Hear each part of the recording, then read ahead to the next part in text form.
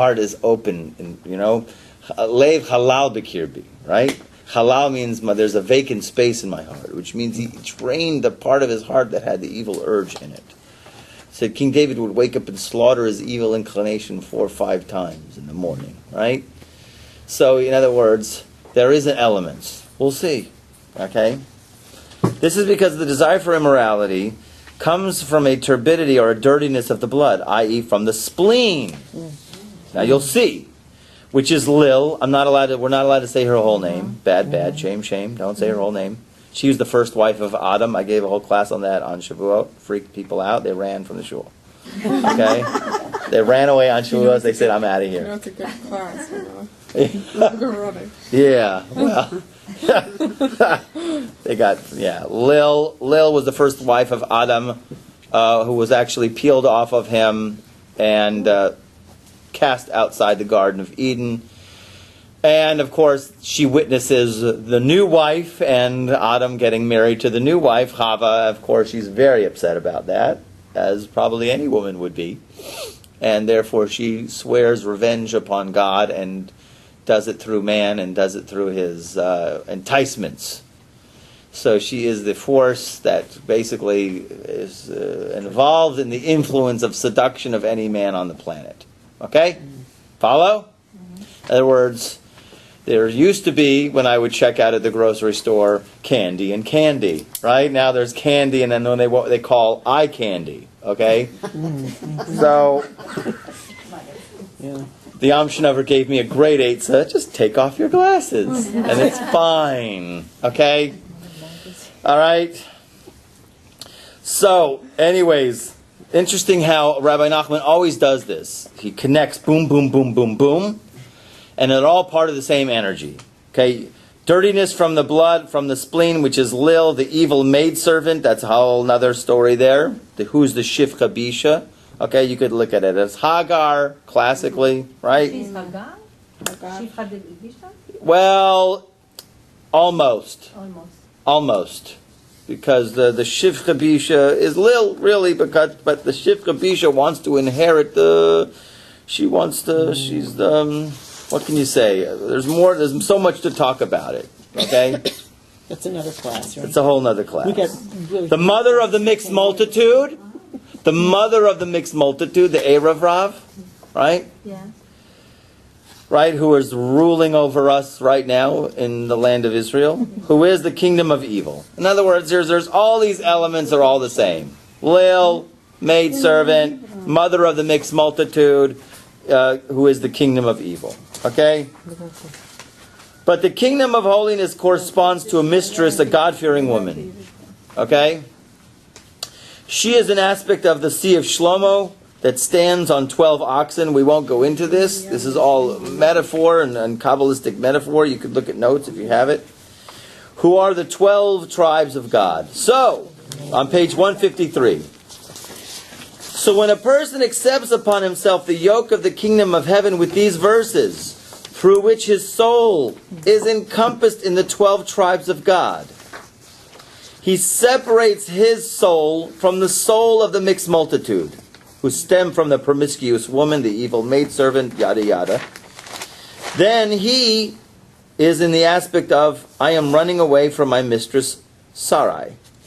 Okay?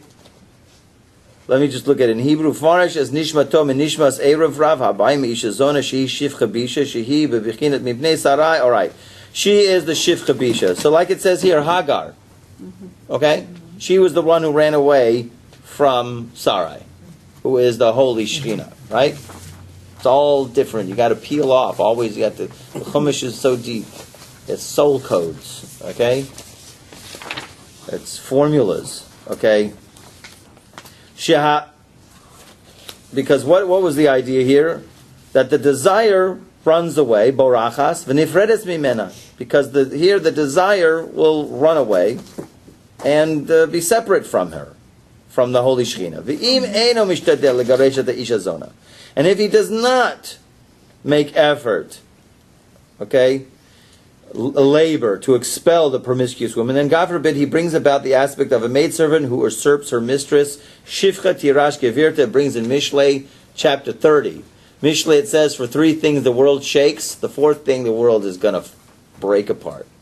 Three things, well, I don't know all three of them. I think I know, remember. Two. One of them is Eved Ki Mimloch, when a slave rules.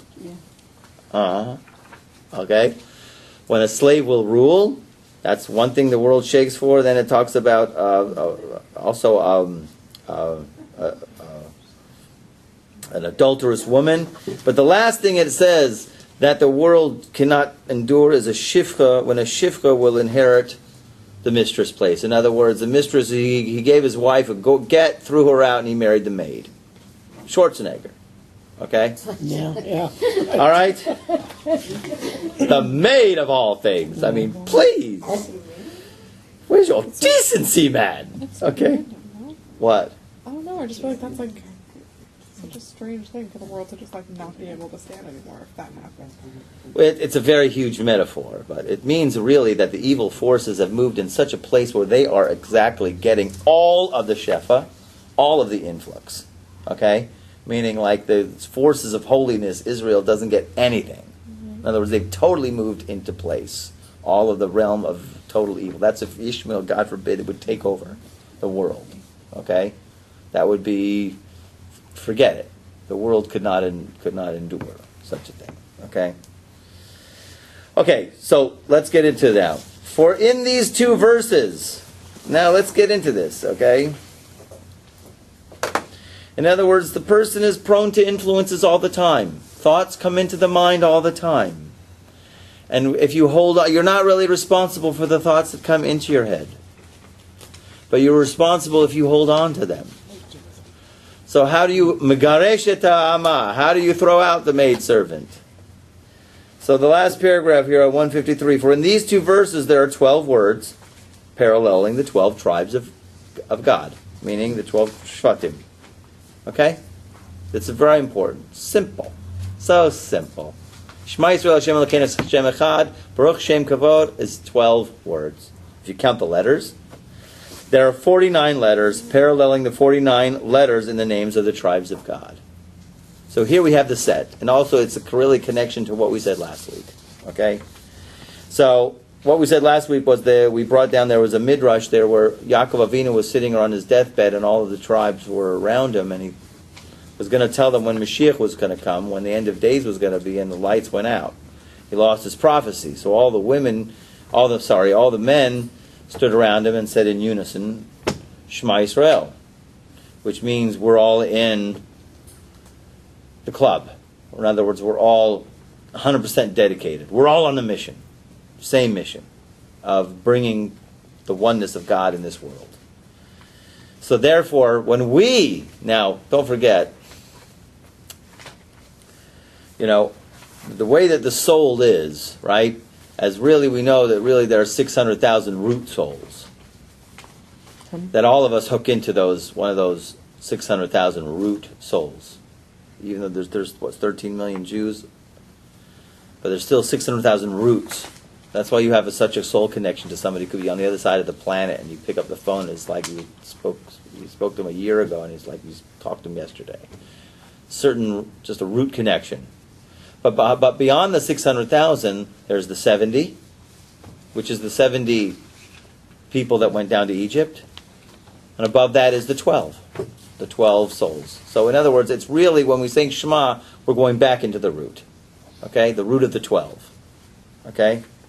So by accepting here, the last two words on page 153, by accepting the yoke of the kingdom of heaven with the two verses that are an aspect of the Sea of Shlomo, he disengages from the souls of the mixed multitude, the evil maidservant, the promiscuous woman, and is encompassed in the souls of the tribes of God, an aspect of a God-fearing woman. You become the Holy Shekhinah. Okay? You separate from yourself all those influences, and you become at one. Okay? This is an aspect of closing the eyes when accepting the yoke of the kingdom of heaven, to show that by accepting the yoke of the kingdom of heaven, he is in the aspect of a beautiful maiden who has no eyes. The eyes being the desire that encompasses the evil traits of the 70 languages. Okay? So in other words, it is knocking out the one force that encompasses all the evil forces. It brings it also down Tikkun Zohar.